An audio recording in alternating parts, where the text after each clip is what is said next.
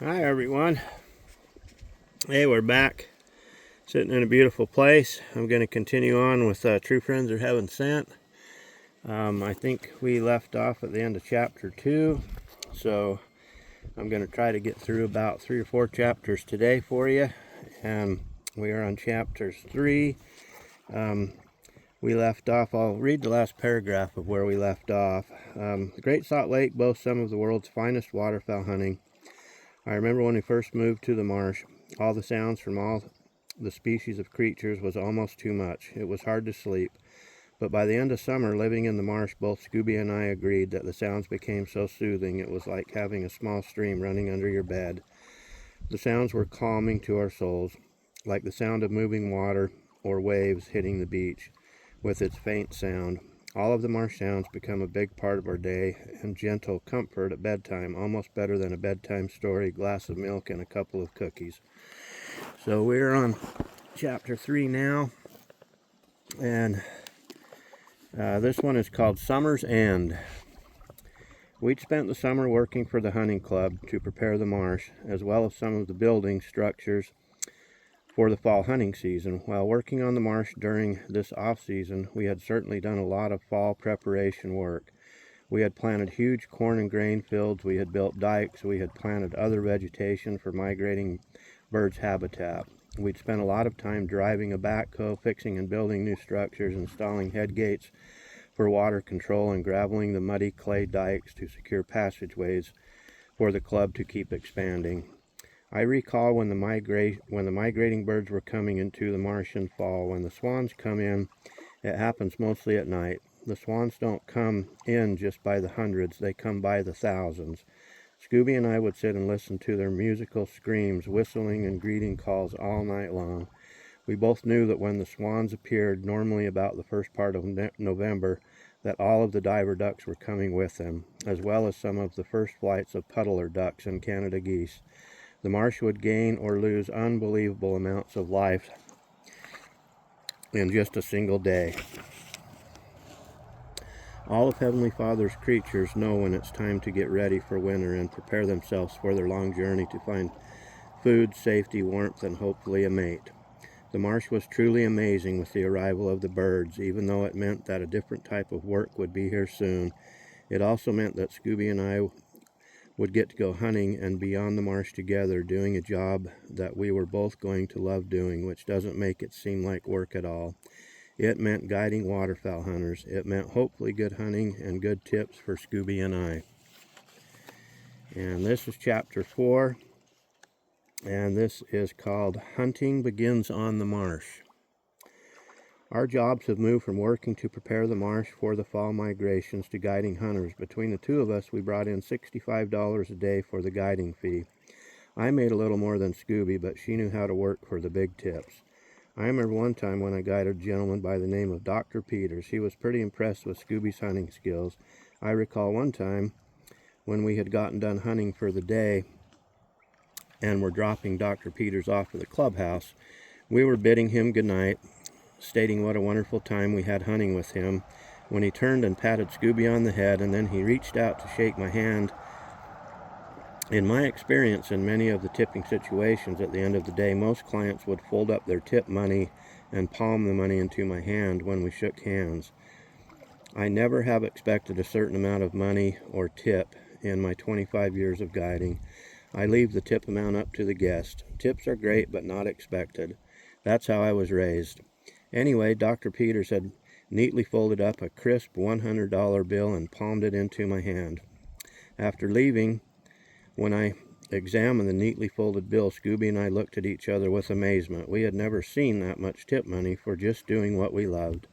Even though we hadn't had much experience with being tipped, as this tip was only the third tip that I had ever been given, Scooby and I both felt that it was too much money to take, since it was almost double that of our wage for guiding. So we made the decision to return that neatly folded $100 bill to Dr. Peters. My intent was not to insult him in any way, shape, or form, but the next day I gave it back to him. My boss, the manager of Waterfowl Hunting Club, could not believe that we had given the tip back. We really liked Dr. Peters, and for us, just his friendship was worth more than a large tip. I'm not sure if giving a tip back sealed our friendship, but after that, Dr. Peter, Scooby, and I become lifelong friends and hunting companions. We shared many hunts together out on the marsh. One of our favorite sayings was, "A day missed on the marsh is a day missed forever, because you never see the same thing twice, and may never see it again." And that's so true in the game of life, everyone. You need to be with the people you love and places you love, and make sure you tell them you love them when you're in those places. So this is chapter 5, and this is called Ons. Scooby and I had kept our noses low and had certainly worked hard to make a good impression on our boss. We both wanted to keep this job that had turned out to be what we both had always dreamed of doing to support ourselves. We could go hunting throughout the fall together on the marsh and then work on the marsh during the off-season. Our job had many different assignments. We'd built boats and had spent a lot of time building blinds. Back in that time, it was mandatory that the guides built what is called a roll blind. These blinds were made out of the natural grasses, a blend of the same type color of vegetation in which we would be hunting in the fall. Scooby and I had cut boatloads of grass called alkali bulrush. It was hard work cutting the grass, as it had an unfriendly seed head on the top of it. The seed head had a husk that protected it called an awn.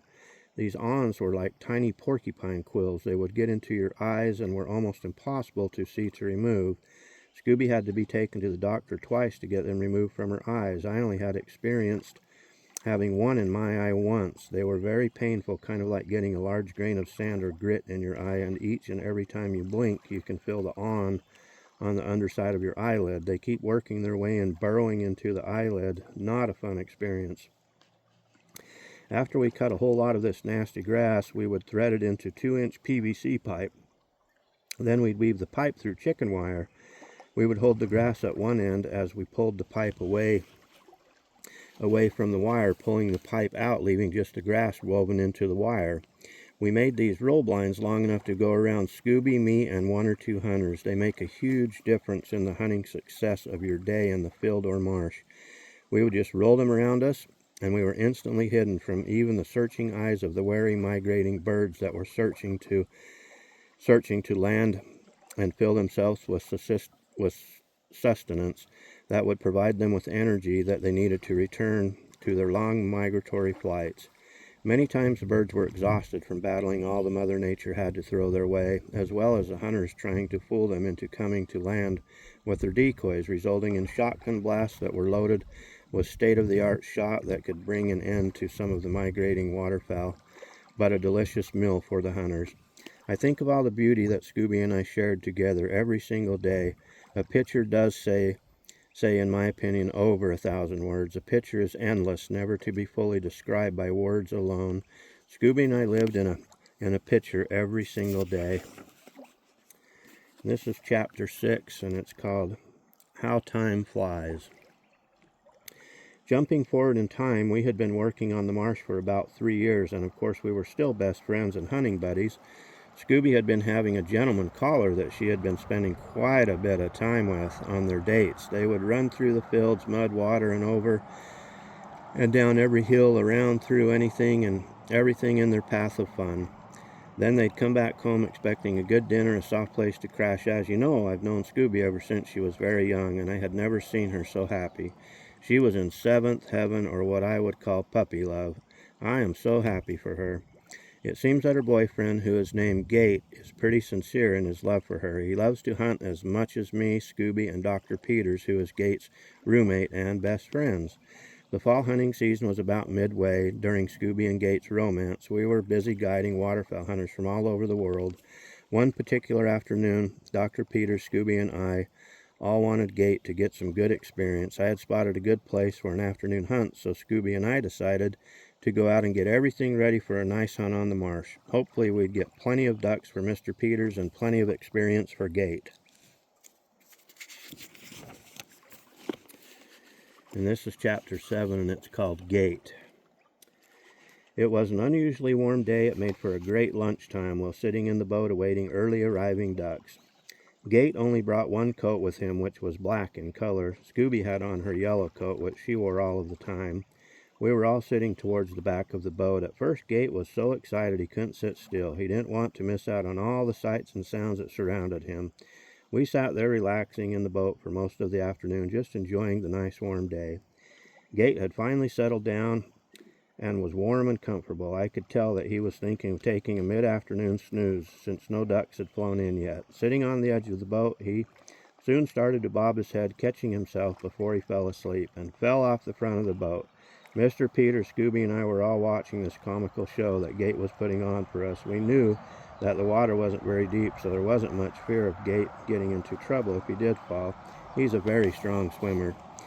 Gate's head bobbed a few more times as he dozed his head, drooping down like a slow yo-yo, then jerking back up if it had hit the end of an invisible string. We all watched, pretty entertained by him, like watching a mesmerizing TV show, only with the TV as we watched his head, only without the TV, as we watched his head went down, but this time he didn't jerk his head back up. His body followed his head. He tipped and went over the side of the boat, not waking until his body splashed the cold water, jolting him awake and bringing him to his feet with a comical look of surprise mixed with embarrassment on his face.